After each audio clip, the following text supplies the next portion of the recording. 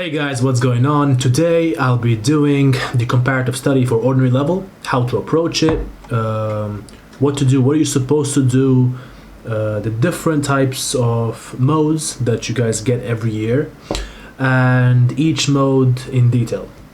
So there are 5 modes out there: themes, relationships, social setting, aspects of a story, hero, heroine, villain. I'm pretty sure that you know 3 of them, because each year you only get 3 and the other modes are discarded for that particular year. So I'll be talking about all 5 of them. Please do skip the video to the necessary mode in case you would like clarification on one specific mode only. So in the comparative study, this comes up in paper 2, and it is section 2 of paper 2. You are asked to compare only 2 texts. Sometimes you're also asked to compare 3, but that has never happened. However, keep in mind that they have the right to ask you that. It has never happened before though, and I highly doubt that it will ever happen. Now, they may ask you to compare 2 or at least 2, which means that if you know a 3rd text and you want to embed it, that's fine, but I don't see a reason for that. It's going to make things harder for you. So one of the texts could be film. One thing, it can never be 2 movies, 2 films compared, ever, and you should always refer to it as film, not movie, because this is Ireland. Another thing, if the top tip that I have for you guys is that only 2 of these modes will appear on the exam. So technically, if you've studied 3 modes, 2 of them will come up and you answer only 1 section of 1 mode. So you'll get, for example, hero, heroine, villain mode and aspects of a story, for instance. Then you'll only do, I don't know, the one that you're more comfortable with. You can only risk it and only learn 2 modes and then, get only 1 that you know on the exam. Do the math. So comparing texts. Now, you're not required to know the texts as in much detail as you know your single text, which I won't talk about this in this video. But you are, you have to know it somehow. You have to know the plot. You have to know what happens, why it happens, and have a general idea. All right. Quotes aren't as important in comparative as they are in single text. Yes, they are very much encouraged upon. So your main task is to show me, as I'm correcting your paper, for instance, or any examiner, that you thought about the texts the way they relate to each other. So there's no point talking about one text and then talking about the other text and then that's it. There's no point with that. The point is to compare, because the key word is comparative, right? You gotta compare one thing to another. Now, a lot of people get downgraded because they write about one text on its own and then they talk about the other text on that. Like, you get extremely downgraded because of that. So avoid that at all times. The next thing I would want to talk about would be key moments. A lot of you are terrified of key moments, and when you see a key moment in a comparative section, you lose it. There's absolutely no need to be terrified of that, because actually key moments are nice ones. Another thing that I want to talk to you about is the comparative question may be distributed into 15, 15, 40 or 30-point, 40-point question. Or in very rare instances, it could be a 20-point question, 20-point question, and then a 30-point question, or any other combination. But the most famous or recurring one in recent years is 15, 15, 40 and 30, 40. What I mean by this is that you either get 3 questions, the first 2 are 15-point each, and then the third one is 40, or you get 2 questions, one is 30 and the other one is 40, for the modes available, okay?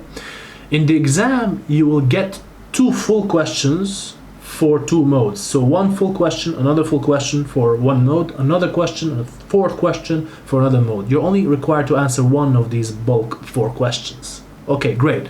Now, a key moment, going back to that, is very important. Why? Because a key moment may be a time where a character reveals himself or herself or certain aspect of them, or a relationship between that character and someone else may be revealed. Like we can think of the novel Persuasion in chapter 23, the moment of giving the love letter scene, the moment of giving the love letter by Captain Wentworth to Anne Elliot.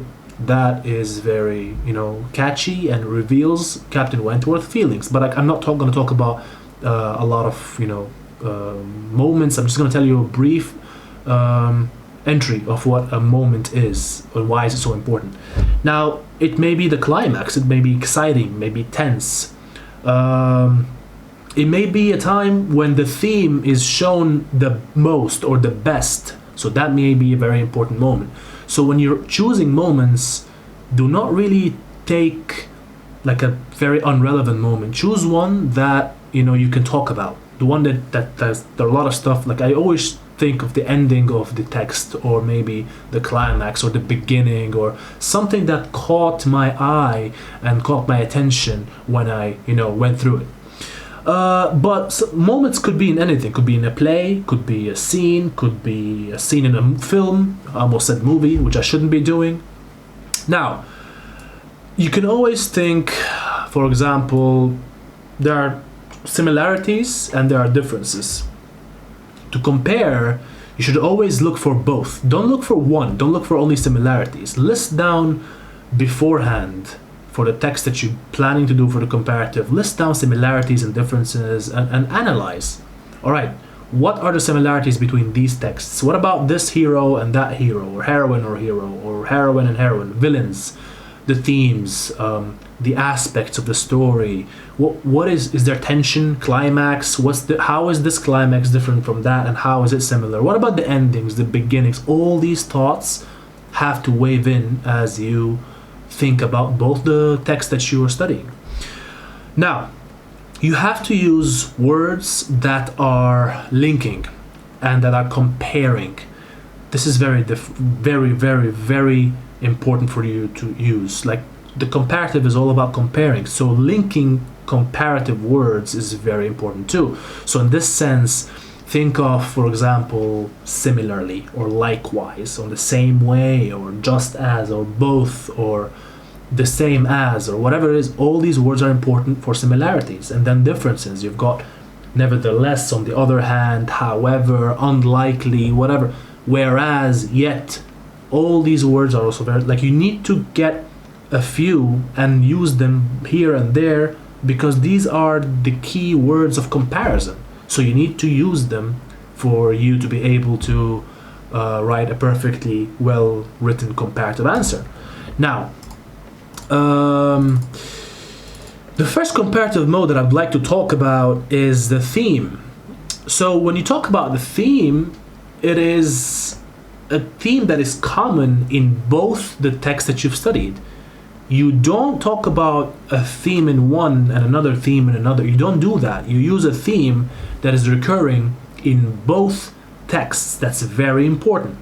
So you need to ask yourself the following: what is my theme and how is it conveyed to my audience? Does this theme apply to the characters? How does it influence my characters? What about, does it convey any imagery, symbols? What about, for example, if you talk about Wuthering Heights, there's a lot of imagery and symbolism there, all right? Or if you talk about, I don't know, any other text. So how does the setting, atmosphere of the text relate to this particular theme? Now, the development of each theme, is it clearer in one text than the other? Which text portrays the theme better? These are also questions that you need to ask yourselves. What about the society?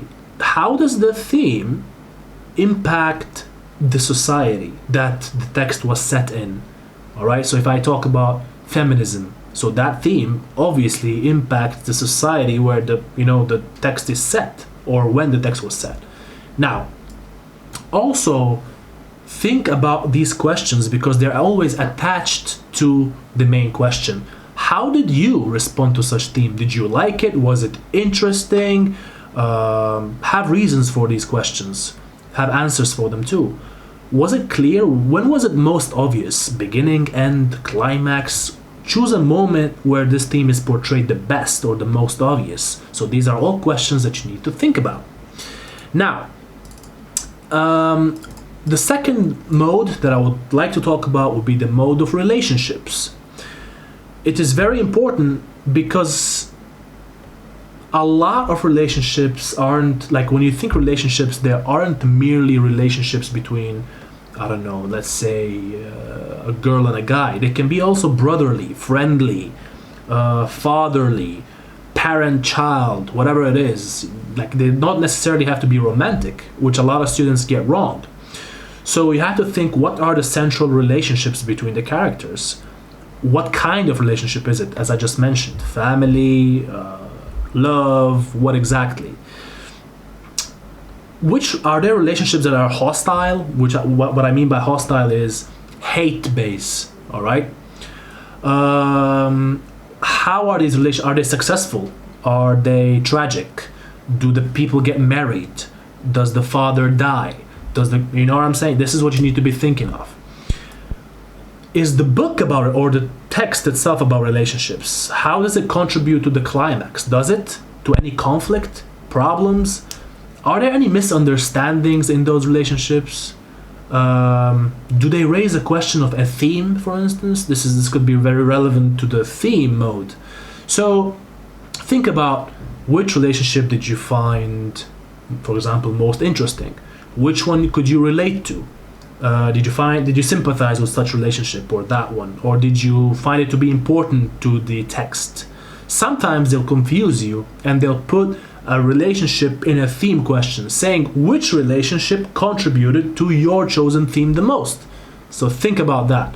That is also a thought-provoking question. Now, there's the social setting, which a lot of students don't like, but I'm a very big fond of. It talks about how you explore the world of a certain text, how people live in that world and how they behave. Is it different from the world you live in? Do you like it? Would you want to have lived there? All these questions are important. So when does the story take place? Is it futuristic, past, present? Are there flying cars or people riding horses? Ask yourself, or there are just cars? This is the question that I always like to impose. What does it tell you about the life that the people lived? And what kind of people have lived in this world? Like, were the people even, like, is there a time, this time setting in the text, is it important? What if it was set in a different atmosphere? Would the characters be the same? This is another thing that you need to think about. Where does it take place? Are there any traditions, notions of the family?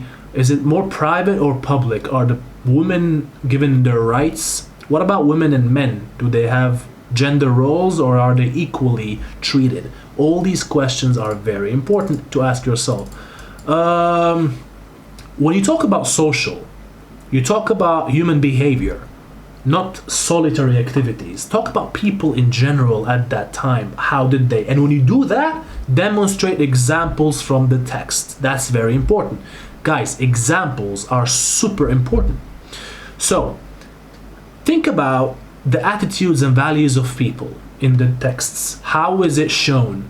Through, for example, towards family, towards love, towards money, power, marriage. How important is each of one of these words? Is it important? Do they care about it? Do they not care about it? How do they relate to it? Do they live it? Do they not live it? Position of men and women, children, society. How are they influenced? Are they happy by that social setting? Would you want to be there? Would you want to live in that setting? See? Customs, traditions, manners, I already mentioned that. How do you find it? Do you find it appealing, that social setting? If you were one of the characters, how would you feel about living in that social setting era? And, would it be fun? Would it not be fun? Think about all this. Then you've got one that is not really much recurring, a fourth mode called aspects of story, involving tension, climax, and resolution. So you are only required to write on one of these aspects. You don't need to discuss all three: tension, climax, and resolution. So tension, first things first, is very important to acknowledge, first of all, if the story is told in fiction or as a drama or a film. Was it a film? So what else I could tell you about this is that when you think about it. Think about, does tension arise because of external forces? Like, for example, dealing with poverty or natural disease, or is it because of other characters? Now, does it also arise because of internal conflict? A person who has a problem with themselves. Now, tension creates suspense as well as anticipation. So anticipation suggests that reader expects something to happen. All right, I anticipate something to happen. This is like part of the pleasure of reading it. Like, you need to discuss this in both texts. That's why a lot of people don't like this very particular mode. Also, talk about the author or the director or the playwright of how did he create and hold tension in such your stories. Also, is there suspense in your novel, play, or film, or whatever it is you're doing? All right. Now, again, ask yourself the question of, does it appeal to me? Would I want to have had that tension? Why and why not? Would I have done the same thing if I was a writer? These are questions that you should ask yourself. Then if you talk about climax, it's the moment of great intensity or crisis. Is the main part of the novel or play or film. Now, it could even be considered like a whole chapter, or it could sometimes even take 3 or 4 scenes in a play, or it is when like the good guy kills the bad guy. It's like what we've been waiting for this entire time. Right after the climax, there's the resolution that you guys should also know. Ask yourselves, where would you locate the climax? Some texts start with it, some texts end with it, sometimes it's in the middle. Compare that. Now, why does it happen? Because of actions or because of personalities of the characters? Also, is it brought by external forces, natural disaster, poverty, war, whatever it is? Now, who is involved in this climax? Talk about the differences. Who causes it here? Who causes it there? How many characters? Maybe not characters at all. Maybe external forces in this text and maybe characters in that one. What happens exactly here? What happens there? Is it expected? Is it unexpected? Was there tension or suspense that led to the climax, or was it completely surprising? You know, did it resolve itself, or was there a plot twist? Like, did the text end in the climax? You know, all that. Then you've got the resolution, which comes right after the climax. How did it come? Is it happy or is it tragic? Would you be happy if you had that resolution? Is there a romantic resolution, or like falling in love or something? Is there a tragic one? Is there an unhappy resolution? Like, is it open-ended? Like, are all the loose ends of the story tied up, or we are left to interpret some of the parts of the story or the ending? Sometimes you gotta think about the ending, like, and sometimes you even spend 6 months not doing it, and then it hits you when you watch the film for the 5th time, like Inception, and you understand what's going on. Unluckily, we don't have movies that are as interesting as Inception, because obviously it would take you 3,000 words to write only about Inception, because no one would get you if you only wrote 400 words. That's the thing. So the last mode will be the hero-heroine villain mode, and that, when I talk about hero-heroine, always think the main character of the story. Sometimes it's a villain though, and for hero I mean male hero, and heroine just refers to a hero that's a female. Now, it could be in any film, play, or even a novel, and every single text contains a hero, heroine, or a hero or heroine. So the thing is, a hero or heroine may be very much brave or clever or beautiful, but doesn't really mean that. And sometimes the protagonist is often used like to avoid confusion with heroism or heroic, which suggests great deeds and courage. Now, heroes and heroines of modern texts sometimes are just ordinary people. You won't find Superman in the book you're reading, but you will see that a person acts heroically because of their actions. You will see some things that they do that contributes to them being a hero or a heroine, and that is what you need to focus on. or a villain. Remember, you can compare a hero to a heroine, or a heroine to a hero, or hero to hero, or heroine to heroine. But you cannot compare one of them to a villain. Villains go only with villains. You should never compare a hero to a villain because they're always completely different. Well, of course, sometimes you'll find villains and heroes that are very similar. And you know that, there's this famous line where the villain always tells the hero, you and I are very much alike. And then the hero says, you and I are not alike at all. But all I'm trying to say, for the Leaving Cert purpose, do not compare villains with heroes or heroines. Compare villains with villains if you choose to compare villains. And the question is never going to tell you and make you choose villains. They will always give you a choice, hero/heroine/villain, and that's okay. And yes, you can compare a hero to a heroine. So, the villain is the principal evil character in a text, alright? And sometimes it refers to as antagonist. So, a villain, as I am trying to tell you, may be guilty of a certain crime or something evil, but doesn't really have to be. And then again, I tell you, it's about the circumstances and the acts of that person. What does he do or she does to make him or her a villain? Now, it sometimes happens that the authors tell their story through the eyes of the villain, like Wuthering Heights, if you consider Heathcliff, for example, a villain. In this case, you can always think that the villain is the hero. And this is very much subjective, it's not objective at all. To you, this guy, like Heathcliff from Wuthering Heights, he may be a villain to you, but he, to me, is a hero. So, and that is also something that I would want to talk about. A lot of times you'll find yourself thinking that a guy is a villain, and then another student comes and thinks, oh, hold on, to me that's a hero. And none of you are wrong, it's just how good are you going to argue, or present your argument in your essay. So, ask yourself, what kind of person is this hero, heroine, or villain? What do I know about them?